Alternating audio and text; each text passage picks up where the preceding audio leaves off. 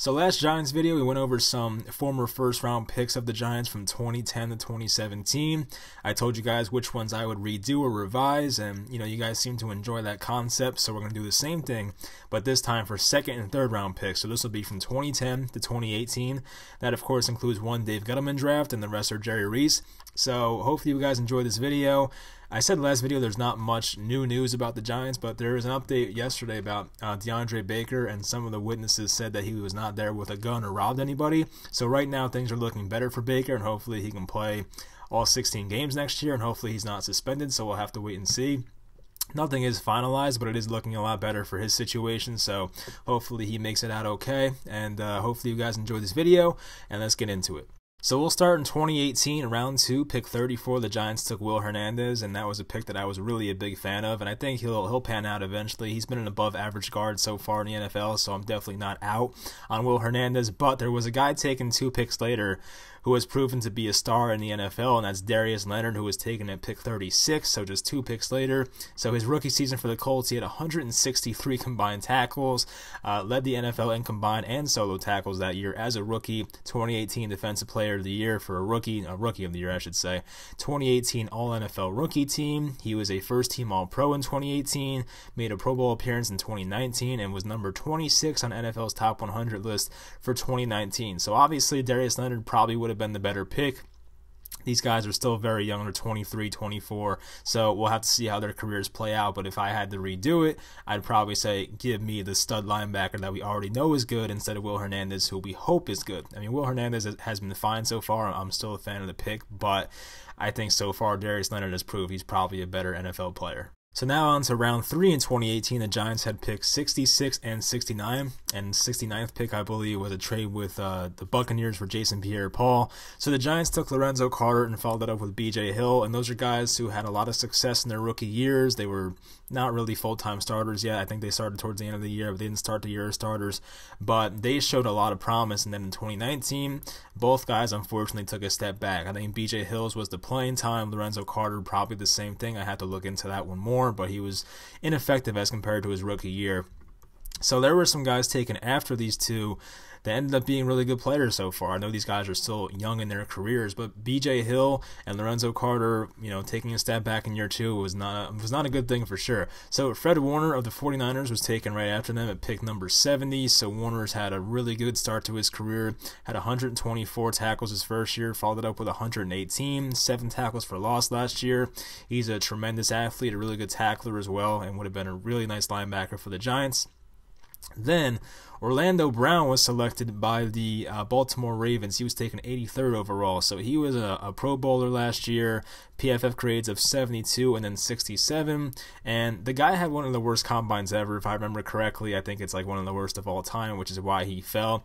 I remember Orlando Brown was supposed to be like a late first-round pick and ended up going in the 3rd round, but the Ravens took him anyway because of what he did in college, not just the combine, and he ended up having a really good career so far at right tackle, so good for the Ravens. And then speaking of the Ravens once again, they took Mark Andrews 3 picks later at 86 overall. So Mark Andrews is one of the best young tight ends in football. 23 years old. He's 6'5", had a really good 2019 season. He was a Pro Bowler at 852 receiving yards and 10 touchdowns.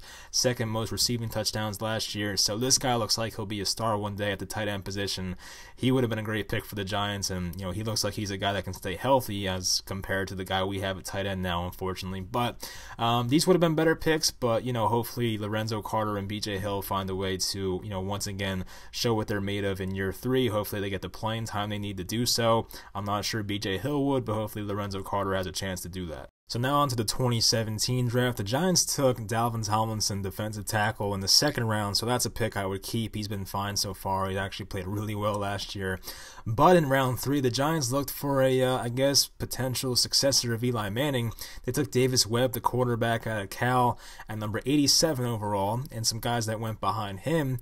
Pick number 90 was Shaquille Griffin, who's had a really nice start to his career with the Seahawks, was really good in 2019, 77 PFF grade in 2019, and could be a really good cornerback 2, I think, or even a cornerback 1 for the Giants right now, so unfortunately that didn't happen. Then Kenny Golladay was selected at with the 96th pick. He's 6'4", 215 pounds, a 2019 Pro Bowler, back-to-back seasons over 1,000 yards. Could have been a great alpha wide receiver one, a big body receiver the Giants definitely need. Had 11 touchdowns last year, so he's been off to a great start. And then Eddie Jackson. This one hurts. He was taken 112th overall. He's been one of the best safeties in football for the Bears for 3 years. He was a first-team All-Pro in 2018. He's made 2 Pro Bowls already, 2018, 2019. He was number 30 on NFL's top 100 list for 2019. And honestly, he's a better player than Jabril Peppers and Landon Collins. So this would have been a phenomenal pick. Unfortunately, it did not happen. And this is why it's tough to look back on this stuff, because knowing we could have had Eddie Jackson, or could have had Kenny Golladay, or even we could have had Shaquille Griffin over Davis Webb, who I don't think is in the NFL anymore, it definitely hurts to see that. So now on to 2016, round 2, pick number 40. The Giants took Sterling Shepard out of Oklahoma, and he's had a decent career so far. I would not call him a bust by any means, but he's had some injuries, obviously. The concussions are a big issue, and there are some guys taken after him that have been really good players so far, so unfortunately he has to make the list. Number 1 is Derrick Henry, who was taken 45th overall. We all know about Derrick Henry if you watched the playoffs last year. So, Henry's the ultimate bruising back. He had over 1,500 rushing yards, had 16 rushing touchdowns last year. Those both led the NFL. I think he's a perfect running back for the playoffs. There's not much upside with him as a receiver, but I think he's a phenomenal running back, obviously. I still think Saquon Barkley's better, but as compared for the value, 2nd overall to 45 overall, I'd probably rather have Henry. But if it's just like, you have to pick one player, I'm still taking Saquon Barkley. But I think based off the value, Henry would have been the better guy to take. Number 2 is Michael Thomas, who was taken 47th overall. I don't like Michael Thomas's attitude, but he's a really good player. Obviously, he's led the NFL in receptions in back-to-back years. He broke the single-season receptions record this year with 149. He's a 3-time Pro Bowler, 2-time first-team All-Pro. Still very young, obviously, and he's been more durable than Sterling Shepard, to be honest. So he would have been a better pick. And last pick, we have Deon Jones, who was taken by the Falcons at 52nd overall. So he's one of the more athletic linebackers in football. He's not really a big guy. I mean, compared to me, he's huge. But, compared to NFL players, not the biggest linebacker you'll see. But he's a 2017 Pro Bowler, a really good tackler. He's good in coverage, a sideline-to-sideline tackler. I think would have been a great linebacker for the Giants. He got hurt in 2018, but outside of that, it's been pretty durable. So I think he would have been a great pick. I'm a big fan of him, but unfortunately that didn't happen. So hopefully Sterling Shepard can just, stay away from the injuries and can turn his career around, and hopefully he becomes, a great receiver for the Giants over the next few years. Now for round 3 in 2016, the Giants had the 71st overall pick. They took Darian Thompson, who really didn't last too long. I mean, he played 2 seasons with the Giants, had an injury, I think his first year, and then I think he was released once David Gettleman took over. So some guys the Giants passed up on. One is Kenyan Drake, who was taken 73rd overall just 2 picks later. So Drake was never given a featured role in Miami, but once he was traded to Arizona last year, he was amazing. I think David Johnson was hurt, so he had 5.2 yards per carry, had 8 touchdowns in 8 games. He'll be the Cardinals starter this year. He might split time with Chase Edmonds. We'll see what they do, but he should have a really good year for the Cardinals if there's football in 2020. Then, of course, Joe Thuney was taken 78th overall guard by the Patriots, and he was just franchise tagged. Actually, he's making $14 million this year, but he's one of the more underrated left guards in football. Never missed a game in 4 seasons. He's had PFF grades over 73 since his rookie year, so the guy's been a really good guard and would have been a great pick for the Giants, obviously. So, unfortunately, Darian Thompson didn't really stick around, and once the new regime took over, he was cut. I think he's with the Cowboys still, so he's had a pretty decent career for himself, but probably not worth the 71st overall pick. And based on the guys taken behind him, if the Giants could do it over again, they probably would have taken Thuney. So now in the 2015, of course, in round 2 of 2015, the Giants traded up for Landon Collins, and although Collins didn't sign a second contract here, that's not really a pick that I think was a bad one. He's still one of the better, strongest safeties in football. I know he's paid a lot now, but the guy nearly won Defensive Player of the Year in 2016, and although he wasn't re-signed, I feel like that's a new regime type of thing, so I wouldn't call the guy a bad player. I'm not really going to harp on that one too much. But for round 3, the Giants took Owa Odighizuwa, I think out of UCLA, a defensive end. This was a guy that really didn't play much. I think he retired 2 years after he was drafted, so this pick sucked, to be honest. And I looked at some guys that were picked after him and even played the same position as him, and when you look at this pick, it is actually terrible. So a guy taken, what overall was he? He was number 88 overall, so this was 12 picks after, or 14 picks after Odigizua. Danielle Hunter was taken by the Vikings, and Hunter has been just a tremendous player for the Vikings at defensive end. He's had 54.5 sacks in 5 seasons. He's had 3 seasons over 12.5 sacks, so this guy would have been a stud. He's a really good run stopper as well. This would have been a huge pick for the Giants, especially being like a 3rd round pick, so this would have been great value and all that type of stuff. Unfortunately, that did not happen. Another guy taken after him at 101 overall. He's not as good as Hunter in my opinion, but Trey Flowers, he's now with the Lions, I should say. So, you know, for the Patriots, he had a pretty decent career. He's been between 6 and 7 sacks his entire career, but he's a solid player. He's a really good run stopper. He can get to the quarterback sometimes. He's pretty durable. He's played, 15 games, 14 games, 16 games. So he's played a lot of games, doesn't miss much, and he signed for 5 years and $90 million, which is a ton of money. But the guy's still a good player. He's a lot better than Owa Odigizua. So looking back on it, this was a terrible pick, and any one of these guys would have been much better in my opinion. Now on to the 2014 draft. So in round 2, the Giants took Weston Richburg, and although he hasn't had the best NFL career, I wouldn't call it a terrible pick, and there wasn't really a superstar taken like right after him, so I'm not really going to put that one in there. The guy, I think, had a solid Giants career. He got hurt his last year here, but aside from that, I think he was a pretty good Giant for the most part. Didn't earn a second contract, but it could have been a lot worse. I can't really look at Weston Richburg and be like, that pick was awful. But in round 3, the Giants took Jay Bromley, a defensive tackle, pick 74. Some guys that could have taken after him. One is Gabe Jackson, the guard for the Raiders for a long time, so he's been playing since 2014, and he's been a solid starter ever since. He's had PFF grades over 67 from 2014 to 2018. Did have a knee injury last year, struggled a bit. Hopefully he bounces back in 2020, but he could have been a good right guard for the Giants instead of like John Jerry, whoever the hell they had, so that would have been a better pick. At pick number 91 overall, John Brown was taking the wide receiver to the Cardinals. So, John Brown did have that sickle cell trait thing going on for a while, and he did miss some games in Arizona. But, last year, in the last 2 years, actually, he's only missed 1 game, and he's been a really good receiver. He's a great deep threat. He's had 2 years over 1,000 yards separately. He's had, a year with 7 touchdowns, a year with 6 touchdowns. He would have been a really good field stretcher for the Giants. And, Eli Manning, when he had a good arm, this would have been a great pick for him, but unfortunately that was not the case. And the last guy is actually a Dave Gettleman pick, fun fact. Trey Turner, a guard for the Carolina Panthers. He made 5 straight Pro Bowls. He was just traded to the Chargers, actually, this offseason, but the guy's a really good player. Would have been another massive upgrade over John Jerry. Unfortunately, that did not happen, and we'll see what Trey Turner does for the Chargers, but these guys definitely would have been better picks than Jay Bromley, who I don't think played much, if I remember correctly, and just didn't really make it in the NFL. Now on to 2013, round 2, pick number 49. The Giants took Jonathan Hankins, a defensive tackle, and he had a decent Giants career, but when you look at the guys taken after him, it'd probably be better to pass on him and take one of the best tight ends in football history right next to me here, but unfortunately that was not the case. But, Hankins wasn't the worst pick. He would have been better as like a 4th or 5th round pick, but for the 2nd round, he probably didn't live up to that exactly.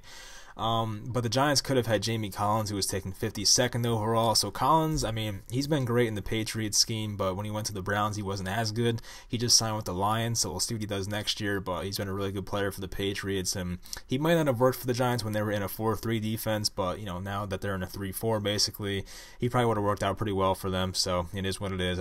Collins is a super great athlete. There's videos of him doing backflips and stuff like that, so would have been a better option than Hankins. And then Travis Kelce was taken to pick number 63 overall, so this guy is a 2-time first-team All-Pro. He's made the Pro Bowl in, 5 straight seasons, I believe this is. He's had 4 straight seasons over 1,000 receiving yards, which might be a record for tight ends, and considering the Giants had Will Tye and Larry Donnell manning that position for a majority of Travis Kelce's career, probably would have been better to take him, but I think Kelce coming out of college had some immaturity issues. He was suspended and stuff like that, some off the field stuff maybe, so that's the reason he fell. But the guy obviously has turned into a top 2 tight end in football, him or George Kittle, but I'll take either of them. So Kelce would have been a fabulous pick, but unfortunately Jonathan Hankins was the guy. But Travis Kelce would have been just a ridiculously great pick for the Giants, especially for round 2.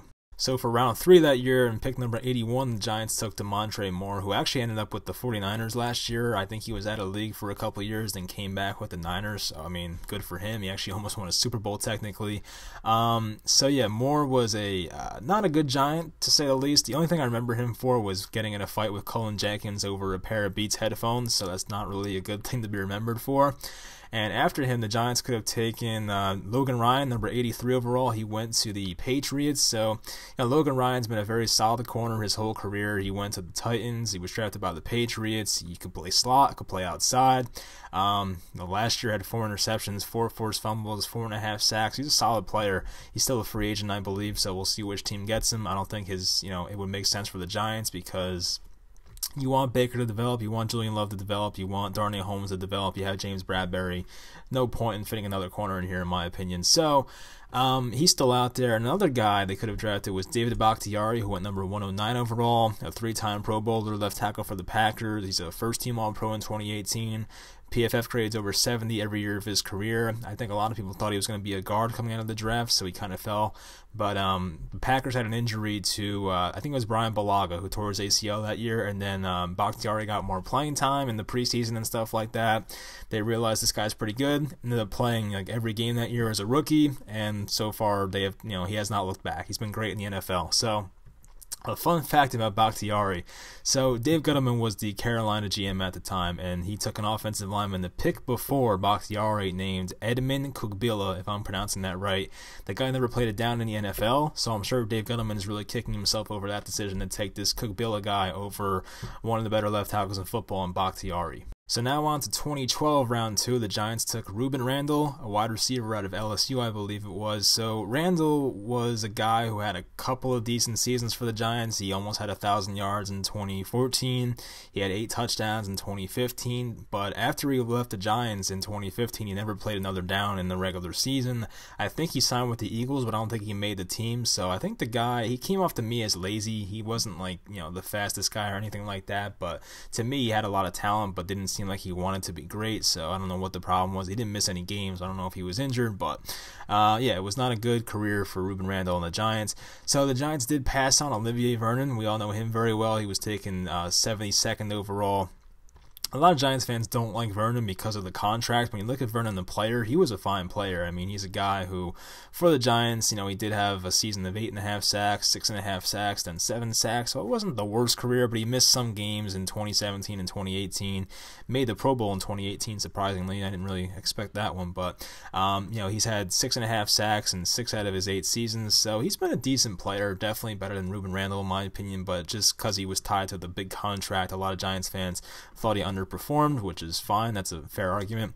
So taking number 75 overall that year was Russell Wilson. I don't really have to talk much about Russell Wilson. I think he's a top 2, top 3 quarterback in football, Super Bowl champion, one of the best dual threat quarterbacks the league has to offer. So that would have been a great pick, obviously. I mean, Eli Manning was still pretty young at that point. Eli was probably like 32, 33, so there weren't really signs of him retiring at that point. But, for a third-round pick, you can take a quarterback at that point, and it'd probably be fine with anyone. But Russell Wilson probably would not have had the same career here as he did in Seattle. So I think for him, luckily, he ended up on a team that had Matt Flynn as their starting quarterback. At 76 overall, the Texans took Brandon Brooks. We know him with the Eagles now. He just tore his Achilles, unfortunately. But Brandon Brooks, although he was pretty good on the Texans, just became a superstar basically on the Eagles the past few years. He did tear his Achilles twice, and he will miss the 2020 season. But the guy played at a really high level from 2017 to 2019. I guess luckily for the Giants, he won't be there in 2020, but I wish the guy a speedy recovery and stuff like that. He's a really good guard. I think, one of the top 5, top 3 guards in football nowadays. And at number 77 overall, the Jets took Demario Davis. He was a really good linebacker. The Giants, of course, have had some trouble at that position for a long time. Davis would have been a great pick, and he was a good player for the Jets and went to the Browns for 1 year, but once he went to the Saints, he was playing at an elite level. He's had over 90 tackles in every season since 2013. I don't know what it was, but once he went to the Saints, the guy turned into an absolute superstar, so good for him. But Demario Davis, for a team that lacks good linebacker play like the Giants, would have been a great pick instead of Ruben Randall. For round 3 in 2012, the Giants took Ron Hoesley, a cornerback, so this pick was not that good. I mean, Hoesley, I guess could have been a good slot corner, but never really panned out. So I mean, he's probably not in the NFL nowadays, and definitely wasn't a good pick based on the guys taken after him. There wasn't any like superstars taken after him, you know, at least right after him, but some good players at least. So Deon Jones is one who was taken at 99 overall. He was drafted by the Texans, and you know, he was part of the Tennessee Titans offensive line the past few years, and he's been playing at a pretty high level since. And he's just a consistently good player. He's an above-average center in this league, and would have been a nice pick for the Giants. And you know, he was a big piece to Derrick Henry having success, obviously, and stuff. So you know, he's been really good since 2014. At pick number 102, we all know him because of the NFC East. Kirk Cousins was taken by the Redskins. So, you know, it was weird. The Redskins took 2 quarterbacks in the top 4 rounds that year. But, of course, once Robert Griffin III sustained injuries, Kirk Cousins was the guy. So I guess it was a good move looking back on it. So Cousins had a career year for the Vikings, but, you know, he never really... Yeah, to me, he's just an average quarterback. I don't think Cousins will ever win a Super Bowl, but he did beat the Saints in New Orleans in the playoffs this year, so that's a big step in the right direction, but I just look at him as an average quarterback in my mind. And pick number 105 was Nigel Bradham, so we know him from the Eagles. He was drafted by Buffalo. He's had some pretty good seasons. He's had, you know, 4 seasons over 88 tackles, and he's pretty good in pass coverage. He's not the best run defender, but good in pass coverage. He's very athletic. I think he, you know, tests out close to Patrick Willis athletically. So, I mean, he never really panned out like Patrick Willis, but still athletically, very athletic guy. So these would have been better picks, obviously, than Ron Hoesley, who I remember as just being a unsuccessful slot cornerback for the Giants. So, unfortunately, they picked the wrong guy there, and I think, you know, Jones, Cousins, or Bradham would have been much better picks. In 2011, round 2, pick number 52, the Giants took a guy named Marvin Austin, a defensive tackle, and this was the definition of a bust. This guy had 8 combined tackles in 1 season for the Giants and played in 8 games, and then after that, he was done. I think he got traded to Denver or something like that, and he was just, he was awful. So this was a really bad pick, and there were some really good players taken after him. So one of them is Rodney Hudson, a center who was drafted by the Kansas City Chiefs, and he was taken 55th overall. In my opinion, Hudson's like a top 5 center in football. The past 6 or 7 seasons, he's been great. He's a 3-time Pro Bowler. He's had PFF grades over 71 since being a full-time starter in 2013, so this would have been an answer at center for the past decade for the Giants. Justin Houston, of course, we know him as just getting a bunch of sacks. He was drafted by the Chiefs, and he was taken number 70 overall. He had 22 sacks in 2014. Not sure he would have been a 4-3 guy, but he did play defensive end for the Colts last year and actually had a really good year at 30 years old. So, you know, this guy's had 6 seasons over 9 sacks. He would have been a great pick for the Giants in round 2. And then Demarco Murray, we know him very well. He did have some injury concerns in his first few years, but then once he got healthy, you know, he was taken 71st overall. He led the league in yards, rushing yards in 2014. He was a first-team All-Pro that year. He's made the Pro Bowl 3 times and was really good outside of every year except for the Philadelphia Eagles year with Chip Kelly because he kept trying to run him outside, and you know, he's more of a north-south runner. So Demarco Murray's had a great career. He retired a couple years ago, so you know, there would have been a lot of better picks outside of Marvin Austin. If I had to pick, I'd probably go with Hudson or Houston. I mean, of course, I don't think taking a running back over those guys would be a good idea, but I think Hudson or Houston would have been really big pieces of the Giants, and this was during the time that they were competing, obviously. This is, I think this was the year before they won the Super Bowl, so if this was going into the 2011 season, so obviously these guys would have helped very much, and Marvin Austin was definitely the definition of a bust. For round 3 in 2011, the Giants took Jarrell Jernigan, who's a wide receiver who just never stayed healthy, unfortunately. He was relatively healthy 1 season, put up like 300-something yards, and never got a second contract. He was basically done in the NFL after 4 years, unfortunately. There wasn't many great players after him, but KJ Wright was taken 99th overall, so this was a guy the Giants could have taken for sure. Made the Pro Bowl in 2016. He's had 7 seasons over 80 tackles, and you know, once again, would have been a really good linebacker for a team that lacked good linebacker play during that time. So, you know, it's not like the Giants made a huge mistake on this one, and KJ Wright's definitely not like a superstar, but he is a really good player, so I think this would have been a much better pick than Jarrell Jernigan, but unfortunately that pick did not pan out. For 2010's draft, the Giants actually took Linval Joseph in round 2 that year, so that's a pick I would not redo. He was a great player, still is a good player. Unfortunately, the Giants did not re-sign him, and he went on to go to the Vikings and have a great career there, so that sucks. If I could do it over, I'd probably have the Giants re-sign him after his contract was up. But in round 3, the Giants took someone named Chad Jones, who unfortunately, just a couple months after being drafted, got in a really bad car accident, nearly lost his leg, and then never played in the NFL. So some of the stuff is out of your control, but even after him, there were some really good players drafted. So one of them was Emmanuel Sanders, and we know Sanders is still playing at a high level, was a great receiver for the 49ers actually this year in the Super Bowl. So he's a 2-time Super Bowl champion, 2-time Pro Bowler. He's sustained some injuries, but he's a very solid player, a really good possession receiver when he's out there. Hopefully Sterling Shepard can one day be what Emmanuel Sanders is now. Picked number 87 overall was Eric Decker, and Decker had some really good moments with Peyton Manning in Denver. He's had a really good season with Ryan Fitzpatrick in 2015 with the Jets. He's had seasons with a lot of touchdowns, so a very good red zone threat. Had a year with 13 touchdowns, a year with 12 touchdowns, a year with 11 touchdowns, so Decker would have been a nice red zone target. This is the guy I would have picked. Navarro Bowman was picked 91st overall, so Bowman is a tremendous player. Only played 9 seasons, but at his peak, he was one of the best linebackers in football. Made a first-team All-Pro 4 times, basically just one of the best linebackers in football. I mean, this guy did not play for very long, as I said, but he's had over 127 tackles in 5 separate seasons, so the guy was an absolute stud. He missed all of 2014, but came back in 2015 and had a really good year, so that would have been a great pick.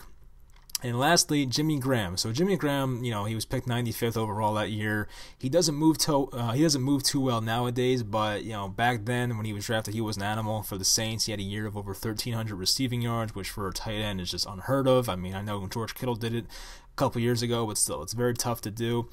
He's had 5 seasons over 850 receiving yards. He's had over 9 touchdowns in 5 separate seasons as well. So this would have been a perfect red zone option for Eli Manning during the early 2010s.